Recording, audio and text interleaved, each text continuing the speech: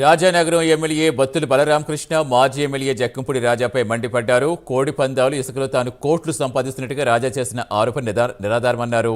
తాను ₹1 తీసుకుని నిరూపిస్తే రాజీనామా చేస్తానని చెప్పారు. జక్కంపూడి రాజాకు తనను విమర్శించే స్థాయి లేదని బత్తుల బలరామకృష్ణ అన్నారు.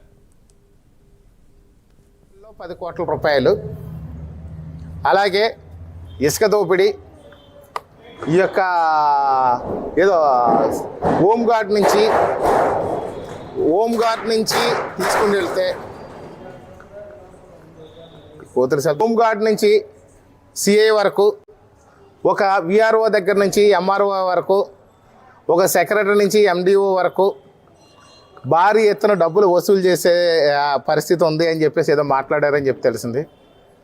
నిజానికి ఏంట్రా ఎందుకు మాట్లాడారు అలాగా? అలాంటిది రాజానగరం నియోజకవర్గంలో ప్రస్తుత పరిస్థితులు లేవు కదా అని అడిగితే వాళ్ళు ఏం చెప్పారంటే, అన్న మా వాడు కలెక్షన్ అలా ఉండేది, రాజానగరం నియోజకవర్గ చరిత్రలో కానివ్వండి, బూరుగుపూడి నియోజకవర్గ చరిత్రలో కానివ్వండి, ఇంత మెజారిటీతో గెలిచిన ఎమ్మెల్యే ఎవరు లేరు మీరు తప్ప, అంత వరస్ట్ పరిస్థితుల్లో ఓడిపోయినటువంటి ఎమ్మెల్యే కూడా లేడు.